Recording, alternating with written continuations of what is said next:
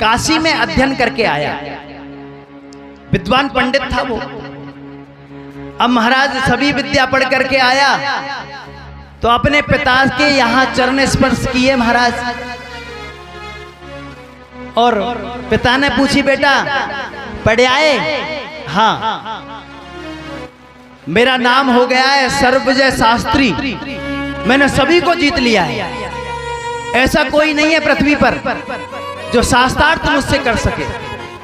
मेरा नाम हो गया है सर्वजय शास्त्री, मैंने अच्छे अच्छे पंडितों को ऐसे ही हरा दिया। हाँ, अच्छा। तो पिता ने एक बात पूछी, बेटा एक बात पूछूं, एक प्रश्न पूछूं? हाँ पूछो। बेटा आपने, मैं एक प्रश्न आपसे निवेदन कर रहा हूं, बताइए पिताजी क्या पूछना है, पूछिए, हर प्रश्न का उत्तर है मेरे पास। तो बेटा एक बात बता, पाप का बाप कौन है? पाप का बाप कौन है? अब महाराज सर्वजय शास्त्री लगा पन्ना पलटने, एक ग्रंथ देखा, दूसरा देखा, तीसरा देखा, सभी ग्रंथ देख दिए महाराज, पाप का बाप मिले ही नहीं। महाराज पिताजी पुस्तक तो मैंने पूरी पढ़ ली, भागवत भी पढ़ ली कम से कम 1000 बार, लेकिन पाप का बाप मुझे नहीं मिला। अच्छा, तो भैया शिक्षा अधूरी है तेरी, पाप के बाप ये नहीं जाने तू। और महाराज आप दोबारा जाइए काशी और पढ़ करके आइए, जब तक घर में प्रवेश नहीं करने दूंगा, जब तक पाप के बाप का पता लगा करके नहीं आओगे। और महाराज वो चला, और रास्ते में जब जा रहा था महाराज, एक गणिका जिसको वेश्या कहते हैं, धंधे वाली जो औरत होती है, जिनके अनैतिक संबंध रहते हैं, ऐसी महाराज वेश्या मिली। संध्या का समय हो गया, वेश्या ने पूछी, महाराज पंडित जी महाराज कहां जा रहे हो? अरे देवी पूछो ही मत, फिर भी महाराज जा कहां रहे हो? देखो मैंने सभी वेदों का अध्ययन कर लिया महाराज, मेरा नाम हो गया सर्वजय शास्त्री, लेकिन मेरे पिता ने मुझसे एक प्रश्न पूछा कि पाप का जो बाप है वो कौन है? या के लिए जा रहे हो? हाँ, आप ऐसा करो, संध्या हो रही है, शाम हो रही है, आप कहां जाओगे? प्रातः काल आप यहां से चले जाना, आप मेरे घर में रुक जाइए। चलो ठीक है। और महाराज पंडित जी उस वेश्या के घर में रुक गए, और वेश्या के घर में जब रुके तो महाराज उस वेश्या ने कहा कि मैं आपसे निवेदन करना चाहती हूं विप्रदेव, आप मेरे घर में हो, मैं चाहती हूं आपको मैं प्रसादी बना दूं। अरे नहीं नहीं, तेरे छुआ खाएंगे क्या? तेरे छुआ हुआ भोजन करेंगे हम? ऐसा नहीं हो सकता, मेरे छुआ नहीं खा सकते, मैं सूखी सामग्री दे दूं महाराज, उसका बना लेना। हाँ ये हो सकता है।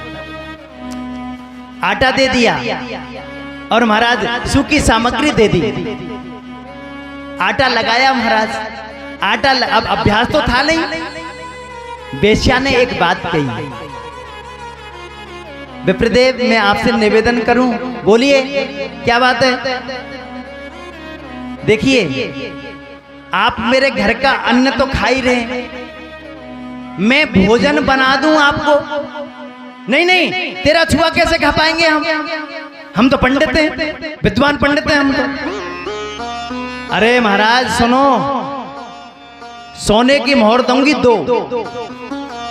दो सोने की मोहर दूंगी आपको, अगर मुझे भोजन बना करके आप मुझे भोजन बना लेने दो तो 2 मोहरें दूंगी सोने की। अब पंडित जी को लगे हो कि भैया या पाप के बाप मिलेगो जननी, अभी 2 सोने की कम से कम मोहर तो मिल जाएंगी।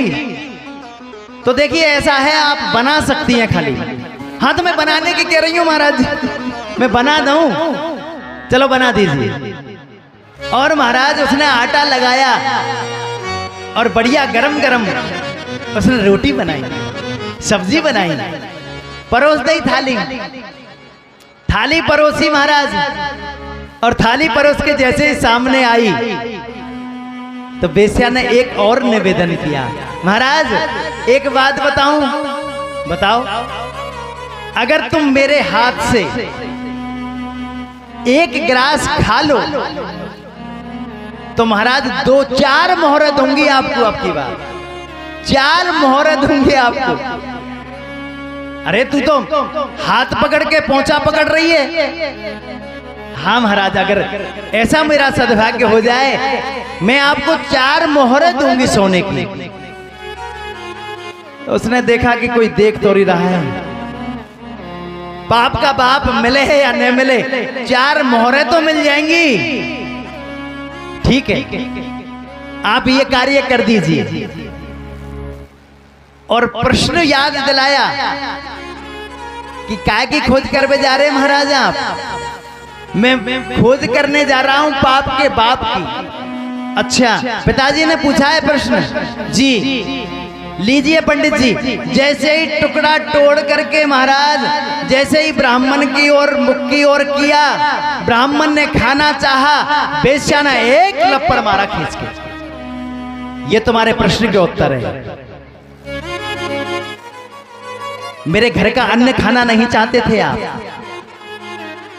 लेकिन मेरे छुआ भोजन नहीं करना चाह रहे थे आप,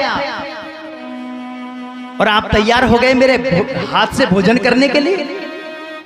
यही पाप का बाप है। पाप का बाप है लोभ। लोभ पाप का बाप है। तुम लोभ में आ गए और सब चीज को भूल गए। पाप का बाप है लोभ। तो ऐसे ही लिखा तुलसीदास जी ने कि जिम प्रति लाभ लोभ अधिकाई। जैसे जैसे लोभ बढ़ता है महाराज, ऐसे जैसे लाभ बढ़ेगा, ऐसे ऐसे लोभ बढ़ता शुरू हो जाएगा। तो ये स्वर्ण का लोभी है और इसने आतंक मचा दिया महाराज हिरण्याक्ष ने।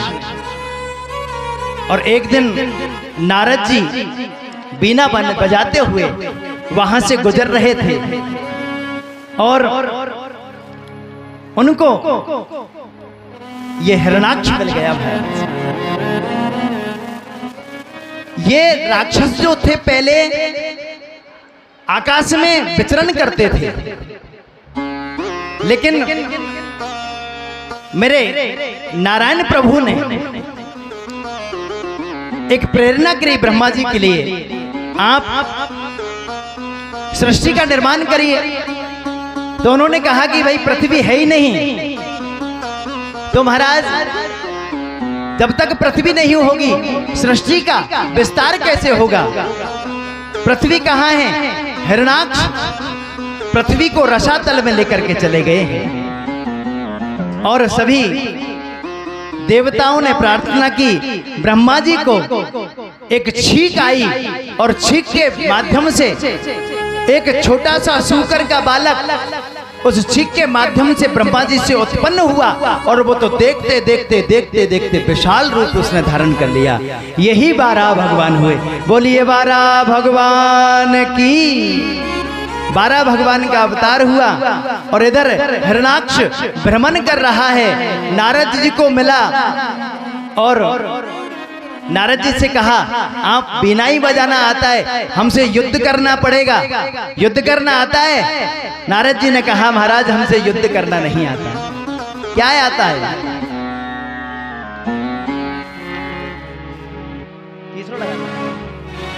श्री कृष्ण गोविंद हरे मुरारे। नारद जी कह रहे हैं हमसे क्या आता है? हमसे ये आता है। श्री कृष्ण गोविंद हरे मुरारे,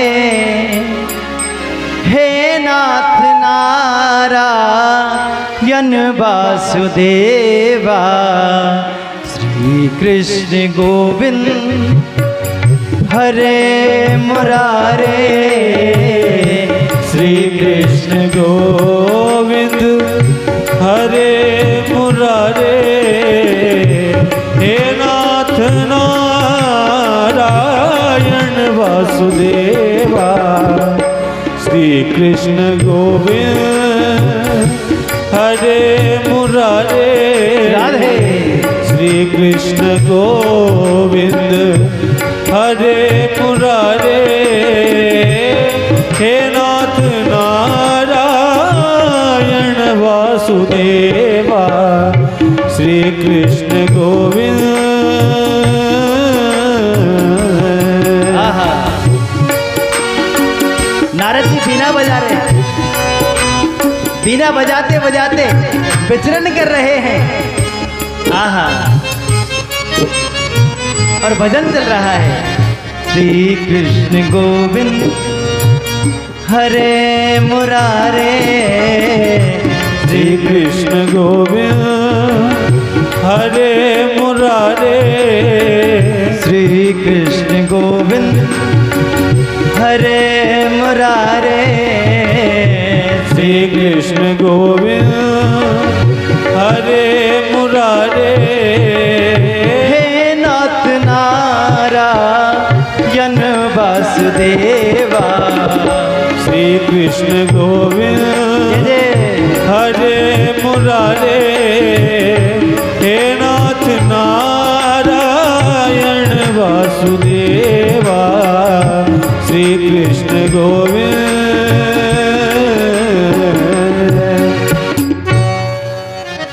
बोलिए वृंदावन बिहारी लाल की जय। जय श्री राधे, जय जय श्री राधे।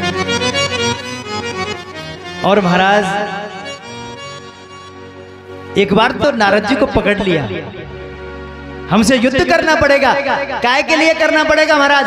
हमारी बाजुओं में खुजली चलती है, इसलिए करना पड़ेगा। नारद जी ने कहा महाराज एक बात बताएं, हम युद्ध नहीं करें और कोई योद्धा बता दें तो बताइए।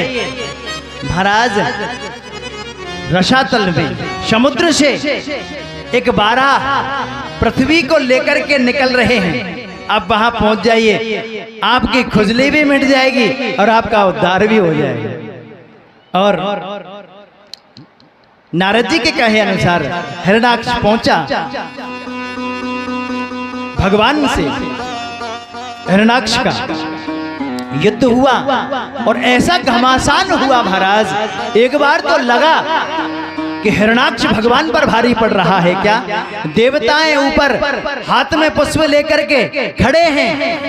ये इतना इसका आतंक था महाराज, देवता भी हिरण्याक्ष से डरते थे कि अगर कहीं मान लो ये हिरण्याक्ष जीत गया तो हमारा जीवन दुश्मन हो जाएगा, इसलिए हाथ में पुष्प हैं।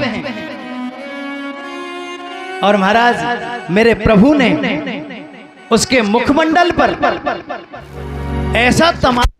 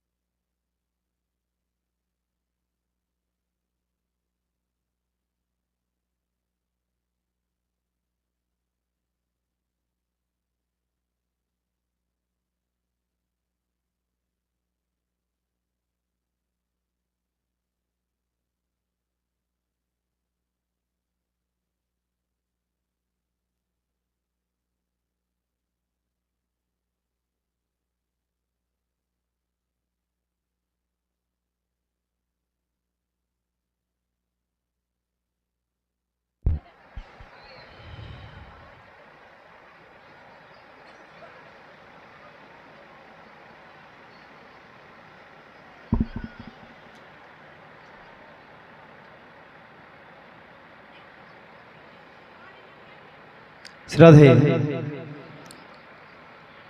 बोली वृंदावन बिहारी लाल की जय। आइए इस दैत्य का उद्धार कर रहे हैं प्रभु। प्रभु को शक्ति मिलेगी, इसलिए एक छोटा सा भजन भगवान की शक्ति को बढ़ाने के लिए।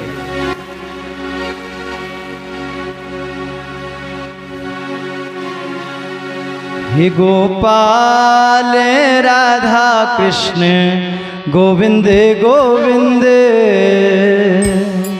हे गोपाल राधा कृष्ण गोविंद गोविंद, हे गोपाल राधा कृष्ण गोविंद गोविंद, हे गोपाल राधा कृष्ण गोविंद गोविंद, हे गोपाल राधा कृष्ण गोविंद गोविंद, नंदलाल राधा कृष्ण गोविंद गोविंद, राधे राधे गोविंद गोविंद, राधे गोविंद गोविंद, राधे गोविंद गोविंद, राधे गोविंद गोविंद, नंदलाल राधा कृष्ण गोविंद गोविंद, हे नंदलाल राधा कृष्ण गोविंद गोविंद।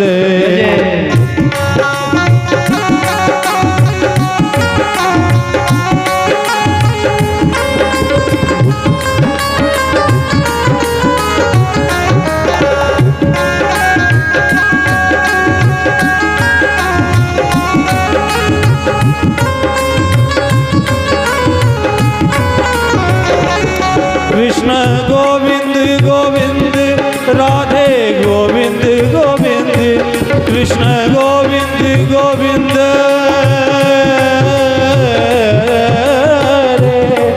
कृष्ण गोविंद गोविंद, राधे गोविंद गोविंद, हे नंदलाल राधा कृष्ण गोविंद गोविंद, हे नंदलाल राधा कृष्ण गोविंद गोविंद, कृष्ण गोविंद गोविंद, राधे गोविंद गोविंद, कृष्ण गोविंद गोविंद, ओ राधे गोविंद गोविंद, हे नंदलाल राधा कृष्ण गोविंद गोविंद, हे नंदलाल राधा कृष्ण गोविंद गोविंद, हे गोपाल राधा कृष्ण गोविंद गोविंद, यशोदा के छैया बल भद्र जी के भैया लाल, यशोदा के छैया बल भद्र जी के भैया लाल, ओजा को मुख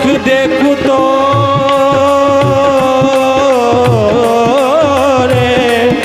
को मुख देखू तो कटत भव बंद, कृष्ण गोविंद गोविंद, राधे गोविंद गोविंद, कृष्ण गोविंद गोविंद, राधे गोविंद गोविंद, हे नंदलाल राधा कृष्ण गोविंद गोविंद, हे गोपाल राधा कृष्ण गोविंद गोविंद, हे नंदलाल राधा कृष्ण गोविंद गोविंद, हे नंदलाल, हे गोपाल, हे नंदलाल कृष्ण गोविंद गोविंद, हे नंदलाल राधा कृष्ण गोविंद गोविंद, हे गोपाल राधा कृष्ण गोविंद गोविंद, हे नंदलाल राधा कृष्ण गोविंद गोविंद, हे गोपाल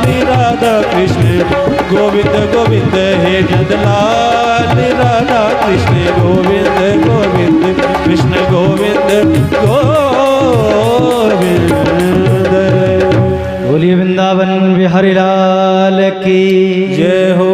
जय जय श्री राधे, जय जय श्री राधे, द्वारिकाधीश की जय हो।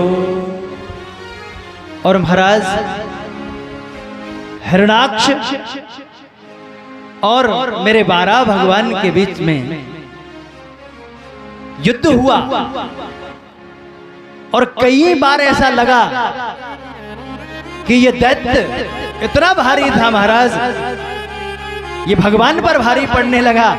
और भगवान तो खिला रहे थे और भगवान को लगा अब इसकी शक्ति बढ़ती जा रही है। भगवान ने उसके मुखमंडल पर एक तमाचा मारा महाराज, हुआ पृथ्वी के अभिमान को दूर किया प्रभु ने और ब्रह्मा जी से आदेश किया, ब्रह्मा जी को आदेशित किया, आप सृष्टि का विस्तार करिए। सबसे पहले ब्रह्मा जी ने अपने मानसिक जो सृष्टि है उसका निर्माण किया। भगवान ने ब्रह्मा जी के 10 मानस पुत्र हुए।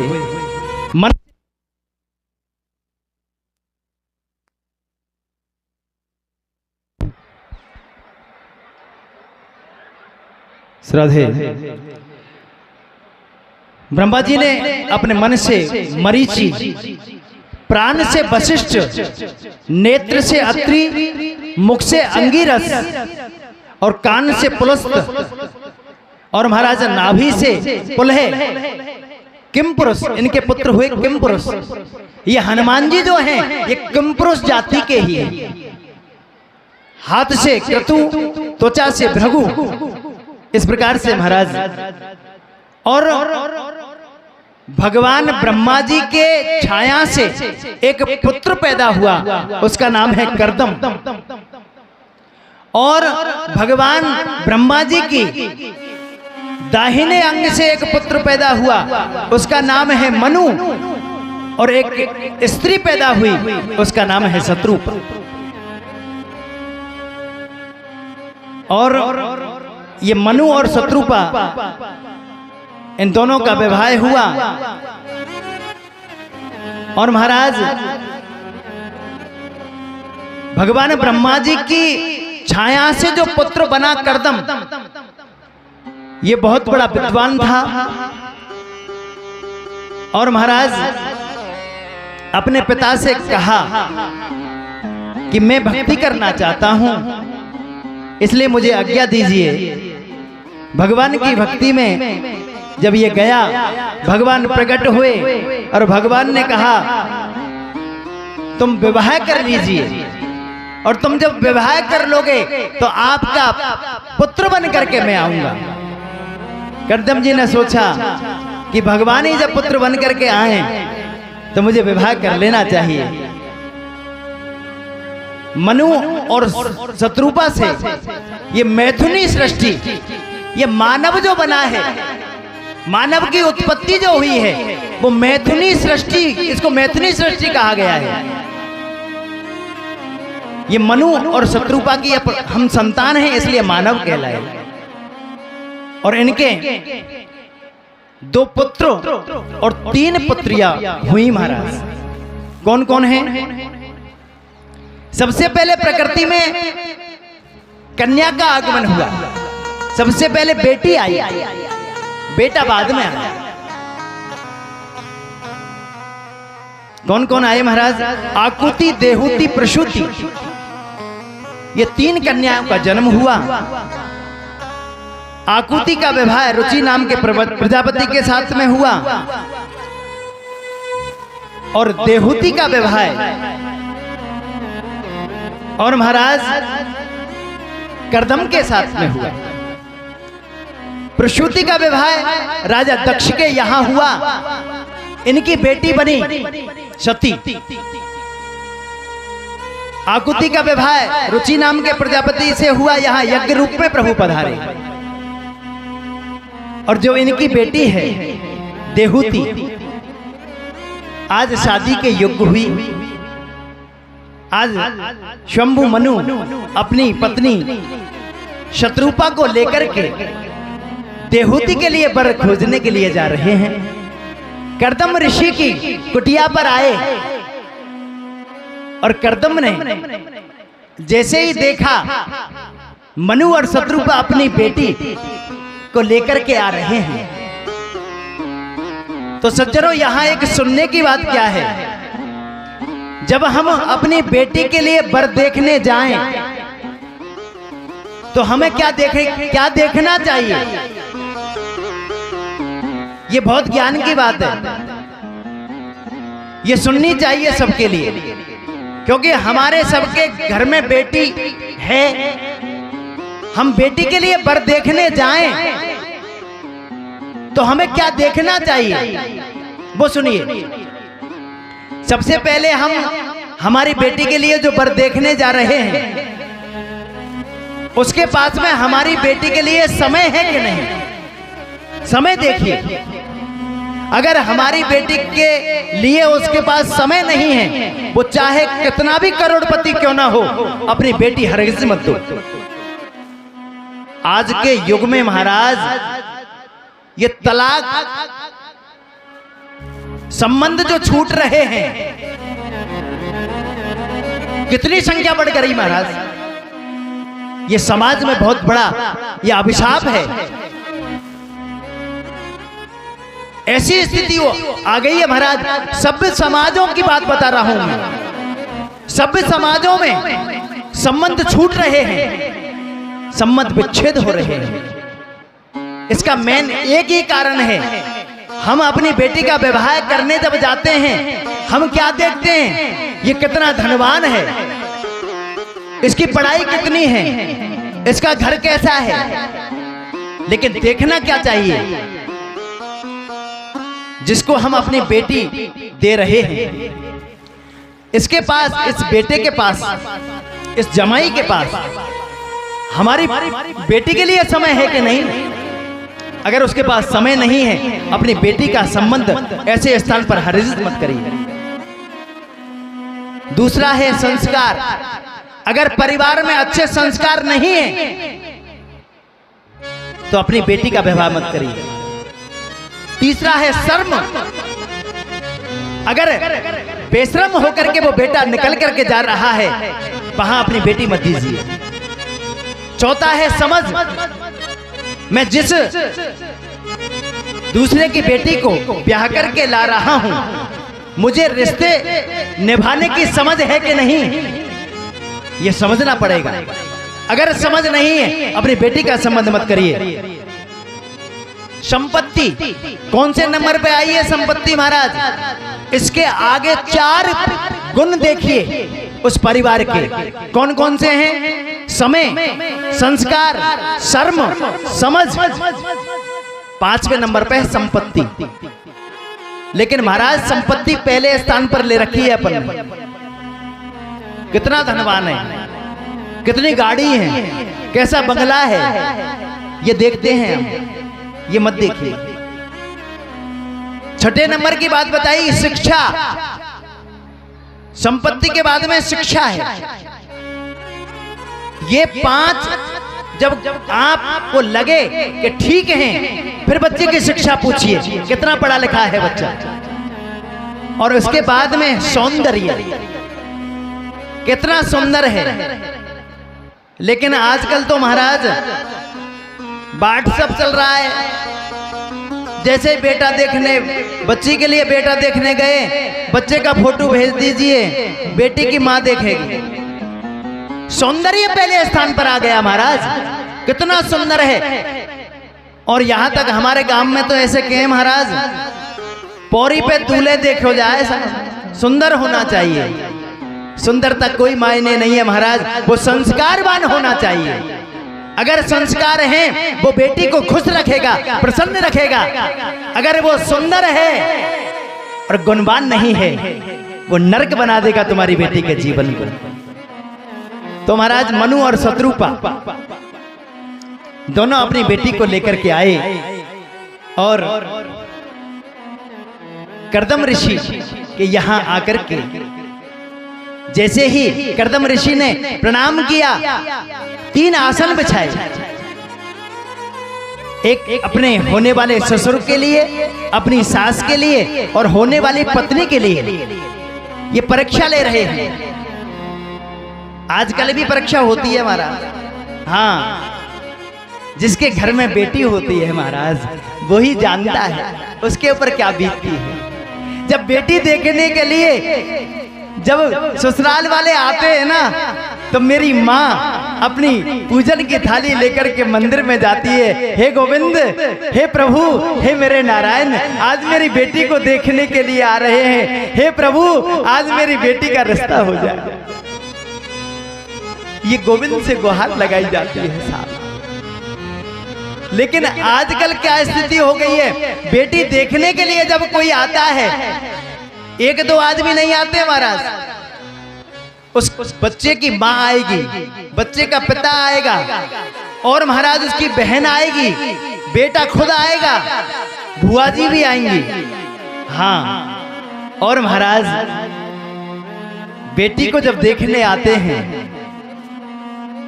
सोफा लगा हुआ है, बड़े ठाठ से बैठे हैं, वो कहेंगे अपनी बेटी को बुलाया जाए, अपनी बेटी को बुलाएंगे, चाय लेकर के वो बेटी आती है और प्रश्नों की बौछार होती है महाराज। हम आपकी बेटी से कुछ पूछना चाहते हैं, हाँ पूछिए महाराज।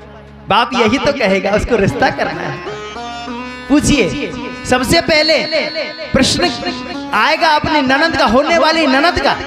वो पूछेगी, क्या पूछेगी? आपकी बेटी से सिलाई करना आता है? बेटी क्या जवाब देगी? आता है। सासू जी का प्रश्न सुनिए, आपकी बेटी खाना बना लेती है? हाँ बना लेती है। ससुर जी की प्रश्न सुनिए, ससुर जी का। ससुर जी पूछेंगे, आपकी बेटी ने पढ़ाई कहां तक की है? एमए कर रखा है साहब। आहा, हमारा बेटा भी कुछ प्रश्न पूछना चाहता है आपकी बेटी से। पूछिए महाराज, क्या प्रश्न पूछना चाहता है? दूल्हे का प्रश्न सुनिए, तुम्हारी बेटी को नाचना आता है? नाचना आता है तुम्हारी बेटी को? बेटी कहती है हाँ आता है, आता है मुझसे नाचना। लेकिन मेरी आर्यन लन्ना जो भारत की बेटी है, उसका सुनिए।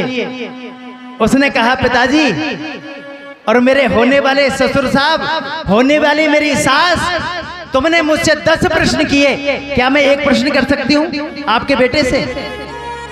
हाँ पूछिए, क्या पूछना है? मैं एक प्रश्न पूछती हूँ, सासू जी, ससुर साहब, आपके बेटे को तबला बजाना आता है? तबला बजाना आता है आपके बेटे से? ये कैसा बेहुदा प्रश्न पूछ रही हो? अरे मैं नचूंगी तो तुम्हारा बाप तबला बजाएगा क्या? तुम्हारा बाप तबला बजाएगा? तबला तो इसको ही बजाना पड़ेगा, इसको तबला बजाना आता है? तुम क्या रिश्ता ठुकराओगे? जाओ, ऐसे रिश्ते को, ऐसे घर में मुझे ब्याहना ही नहीं है। और अपनी बेटी की पिता ने पीठ थपथपाई। वाह क्या बात है बेटी, ये है मेरी आर्य लन्ना, ये भारत की नारी है साहब, ये भारत की नारी है।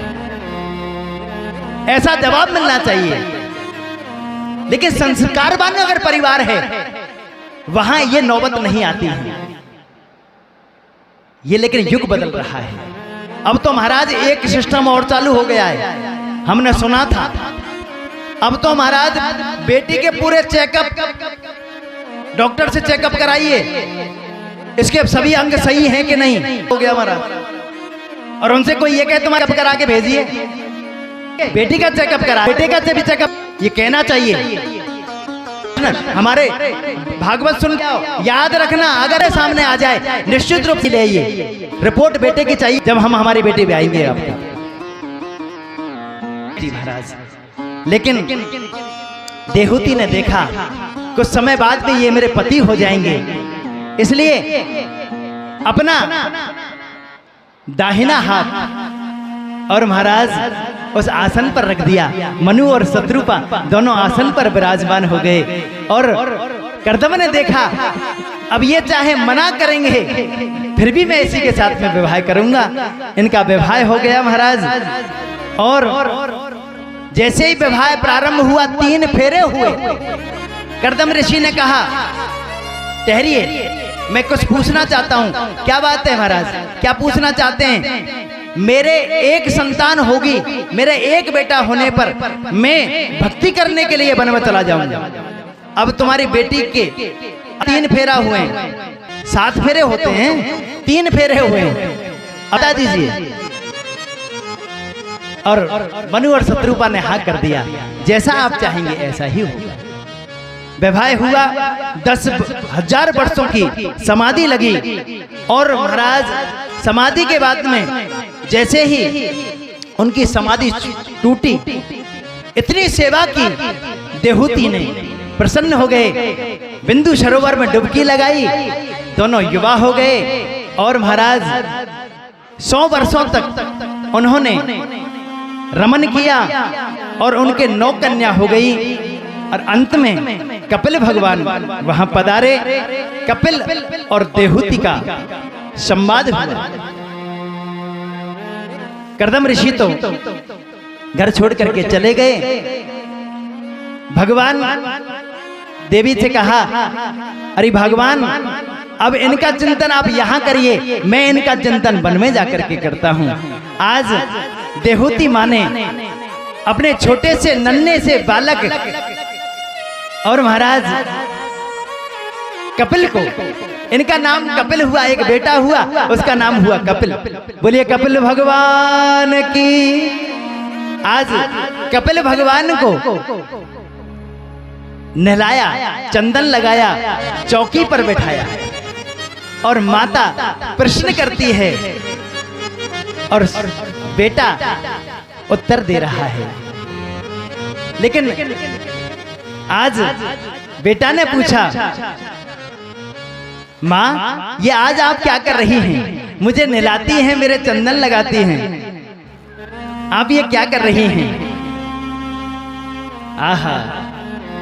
माँ ने कहा, बेटा मैं वो कर रही हूं जो मुझे बहुत पहले कर देना चाहिए था। तू तो साक्षात ब्रह्म है, तू तो नारायण है। आइए, माँ प्रश्न पूछती है और बेटा उत्तर दे रहा है। अब व्यास मंच पर कौन बैठा है? कपिल भगवान और माँ श्रोता के रूप में है। उसी समय 9 कन्याएं भी आ गई और आनंद के साथ में सत्संग चल रहा है। और माँ क्या कहने लगी?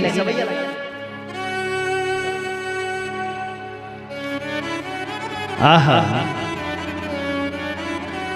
मन में है बसी बस चाह यही, माँ कह रही है कपिल से कि मन में है बसी बस चाह यही प्रभु नाम तुम्हारा उचारा करूं मन में है बसी चाह यही मन में है बसी बस चाह यही प्रभु नाम तुम्हारा उचारा करो मन में है बसी बस चाह यही प्रभु नाम तुम्हारा उचारा करूं मन में है बसी बस चाह यही। क्या बात है? प्रभु नाम तुम्हारा उचारा करो। लाके तुम्हें मन मंदिर में बिठे, लाके तुम्हें मन मंदिर में बिठे, लाके तुम्हें मन मंदिर में मन मोहन रूप निहारा करूं।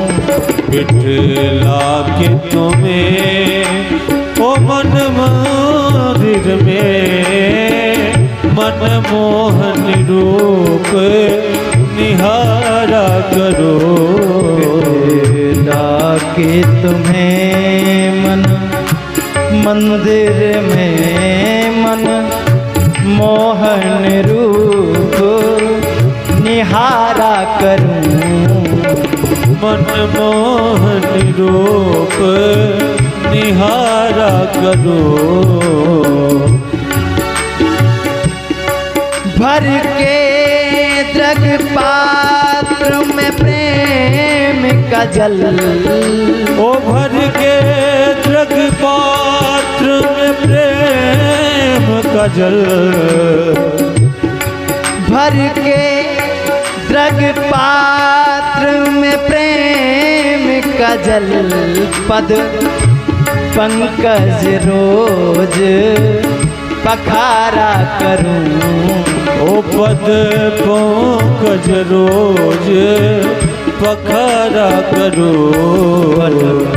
प्रेम पुजारन हो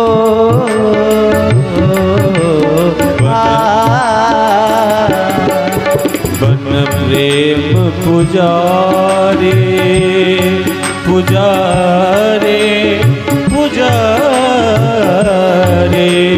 पुजारे बन प्रेम पुजारे। हरि प्रभु नित आरती भव्य उतारा करो बन के पुजारी।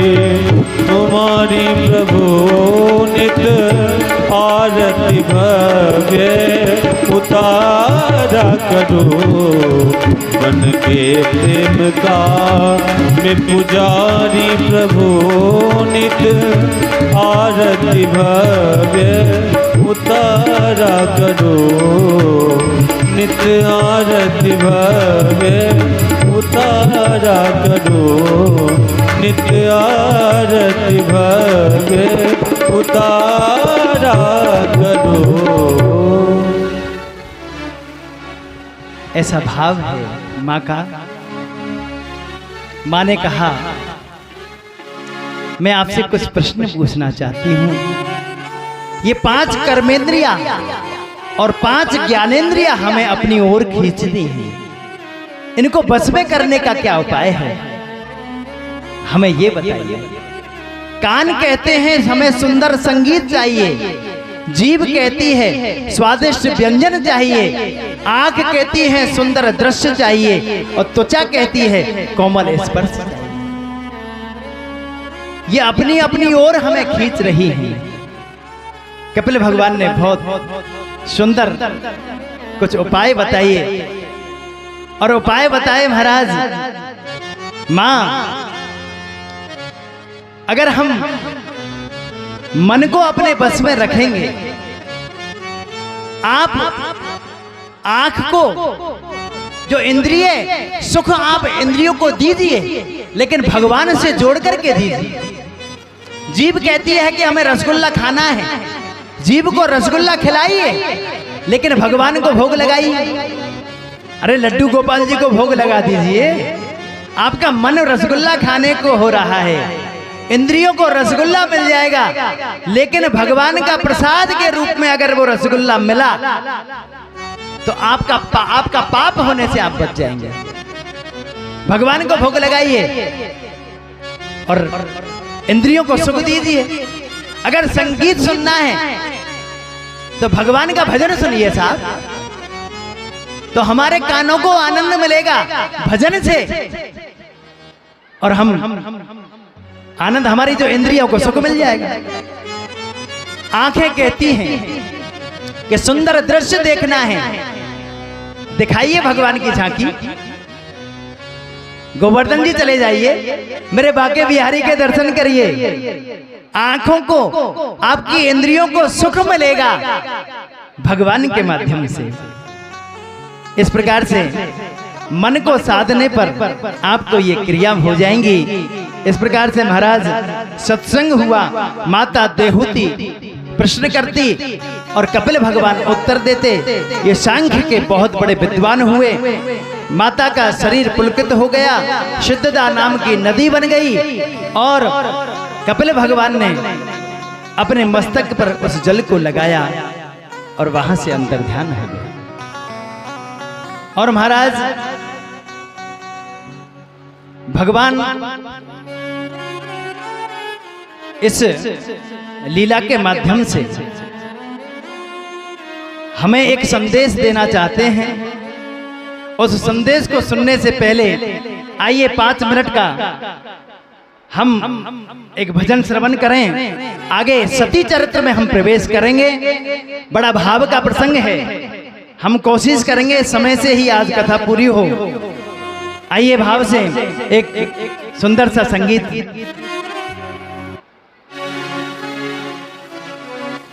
बोले वृंदावन बिहारी लाल की जय हो।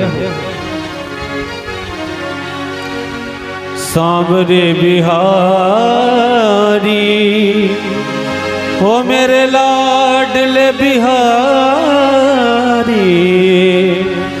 एक दिन मेरे घर आना रे मेरे सांवरे बिहारी, एक दिन मेरे घर आना रे मेरे सांवरे बिहारी।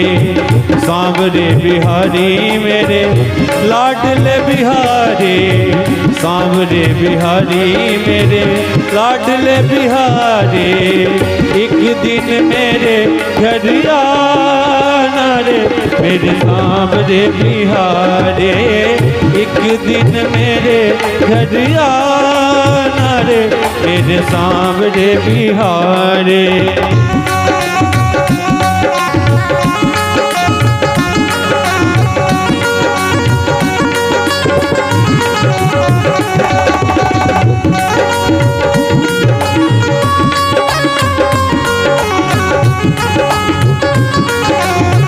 सांवरे बिहारी मेरे लाडले बिहारी, सांवरे बिहारी मेरे लाडले बिहारी, एक दिन मेरे घर आना रे मेरे सांवरे बिहारी, एक दिन मेरे घर आना रे मेरे सांवरे बिहारी।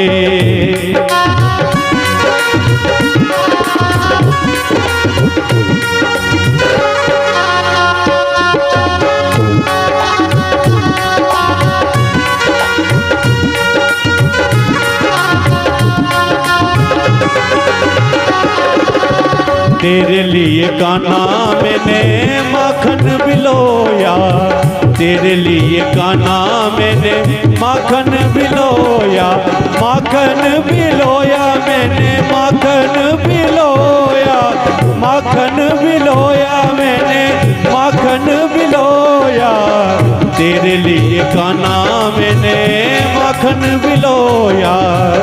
प्रेम से ओ प्रेम से भोगी लगाना रे मेरे सांवरे बिहारी, प्रेम से भोगी लगाना रे मेरे सांवरे बिहारी, एक दिन मेरे घर आना रे मेरे सांवरे बिहारी। जय जय बलहारी।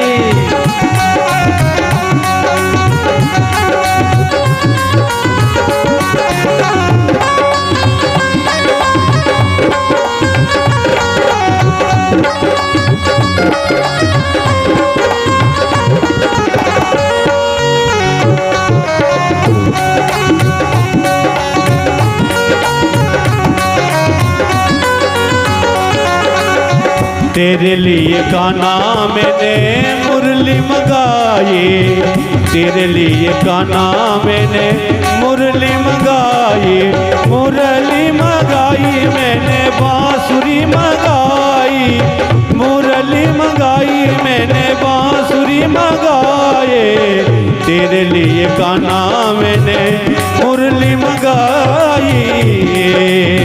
ओ मीठी मीठी ओ मीठी मीठी तान सुनाना रे मेरे सांवरे बिहारी, एक दिन मेरे घर आना रे मेरे सांवरे बिहारी।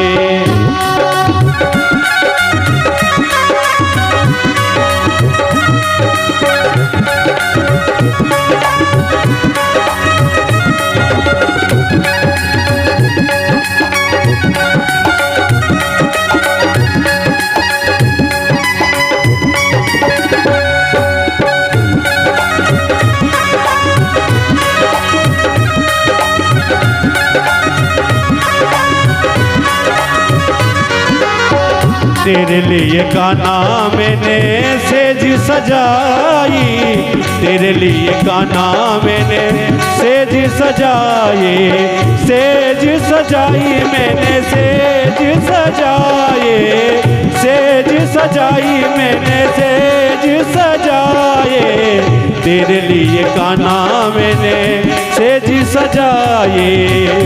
ओढ़न रे ओ ओढ़न रे नित्या रे मेरे सांवरे बिहारे, एक दिन मेरे घर आना रे मेरे सांवरे बिहारे, लाडले बिहारी मेरे सांवरे बिहारी, लाडले बिहारी मेरे सांवरे बिहारे, एक दिन मेरे घर आना रे मेरे सांवरे बिहारे, एक दिन मेरे घर आना रे मेरे सांवरे बिहारी, मेरे सांवरे बिहारी, मेरे सांवरे बिहारी, मेरे सांवरे बिहारी। बोलिए बोलिए